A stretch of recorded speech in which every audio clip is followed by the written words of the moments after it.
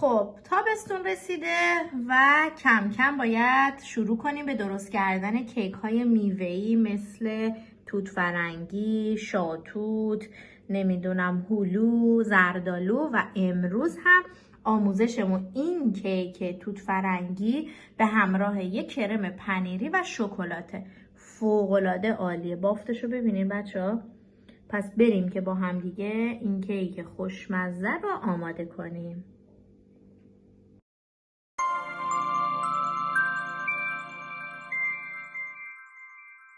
خب بچه‌ها، برای درست کردن کرم پنیری لایه روی کیک ما احتیاج به شکر داریم، یه دونه تخم مرغ که حالا داخل کاسه میشکنیم و با یه ویسک دستی شروع میکنیم به هم زدن. توی همین مرحله وانیل مایع یا پودری هم میتونین اضافه کنین که من وانیل مایع رو روی پنیرام ریختم، حالا فرق نمیکنه. قشنگ با ویسک دستی اینو با همزن برقی هم میشه ها، فرق نمیکنه. شروع کنیم به زدن تا تخم مرغ از حالت لختگی در بیاد.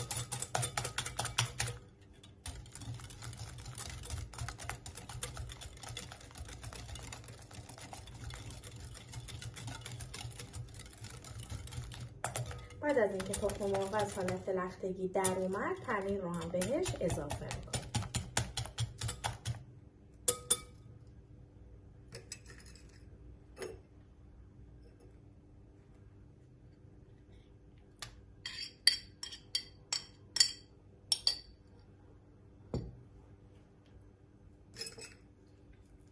به آرومی پنیر رو هم به خورد تخم مرغ رو شکر میدیم.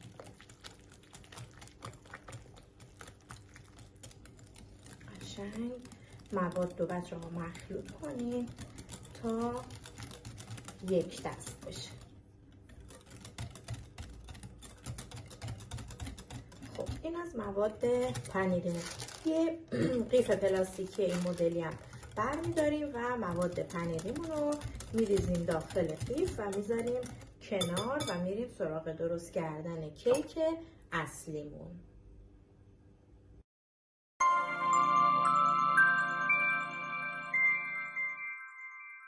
خب بچه‌ها، مواد اولیه‌مون رو کامل وزن‌گیری کردیم و چون که شیر، توت فرنگی و تخم مرغ داریم، حتما حواستون باشه که مواد همه به دمای محیط رسیده باشه.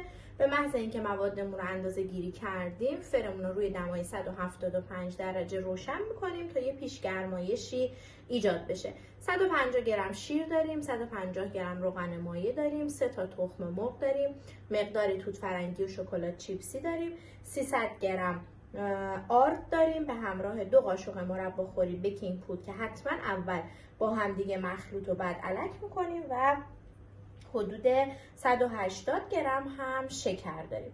میایم شکرمون رو ابتدا به همراه 3 تا تخم مرغ که داریم شروع میکنیم به زدن.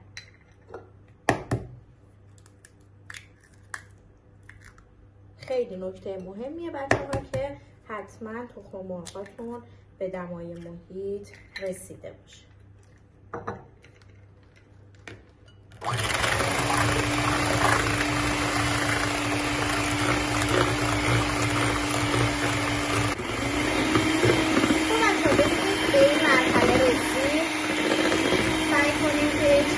دور کاسه‌تون رو حتما تمیز کنید تا از ضربه ها به دیواره ها نمونه که بعدا کیکتون روی ذوق تخم مرغ نده. علت روی تخم مرغ دادن اینه که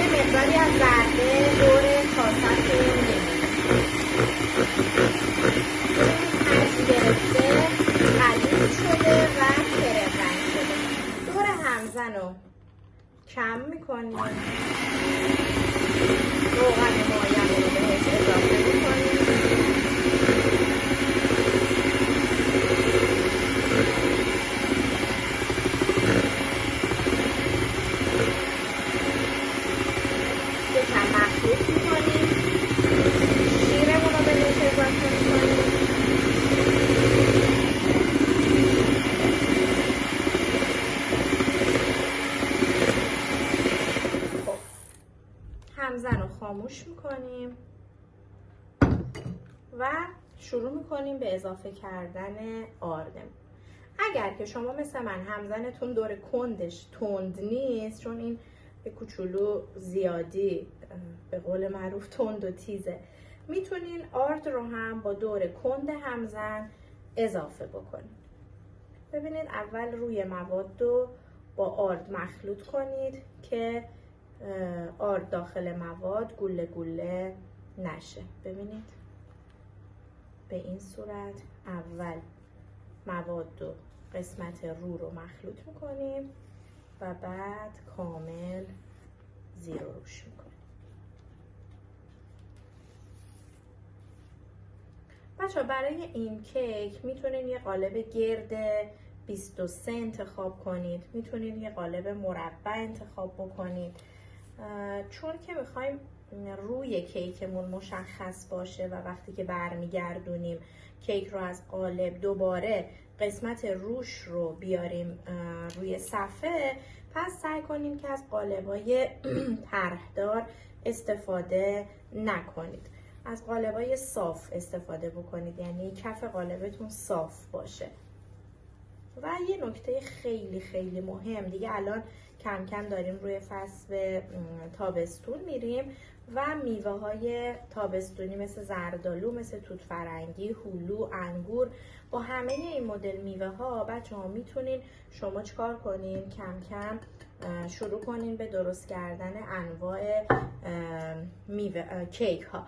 اما نکته ای که خیلی توی درست کردن کیک های میوه‌ای مهمه و باید همگی رعایتش بکنید تا یک کیک با بافت خیلی خوب و لطیفی داشته باشید، اینه که کیکتون نباید ارتفاعش زیاد باشه. کلا کیک های میوه‌ای رو باید تو قالب های درست بکنید که ارتفاعشون بیشتر از 5 سانت نباشه. حالا تازه 3 سانت هم باشه که خیلی بهتر، اما سعی کنیم که بیشتر از 5 سانت نباشه. خب به همین شکل قشنگ آرد رو مخلوط کردیم، میایم شکلات چیپسیمون رو بهش اضافه میکنیم. حتی بچه ها به جای شکلات چیپسی میتونین از بادوم پرک هم استفاده بکنید. خب دیگه بیش از اندازه مخلوط نمی کنیم. حالا بریم و قالبمون رو بیاریم.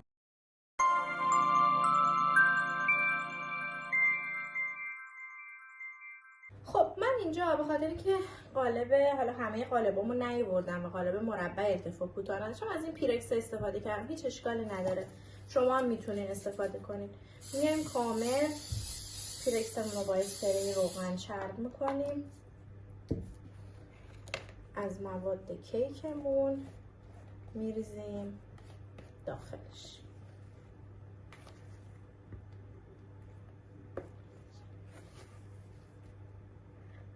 خب سطح روی کیک رو قشنگ صاف بکنیم.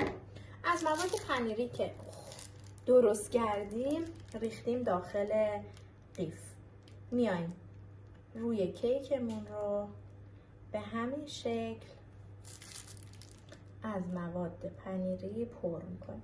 بچه‌ها چون من مواد پنیریمو با ویسک دستی زدم یه کوچولو رقیق تر شده. اگر که شما با همزن برقی بزنید باز یه مقدار، چون که تخم مرغ و شکر غلیظ میشه غلظتش بیشتر میشه.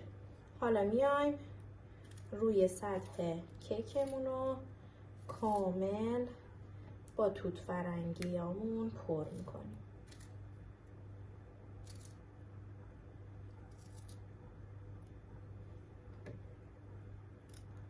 که الان فصل توت فرنگیه، باید مدام بچه کیک توت فرنگی درست کنید. این خیلی کیک خوشمزه و لذیذیه. یه کوچولو هم بچه ها توت فرنگیاتون رو فشار بدین که به سطح کیکتون بره.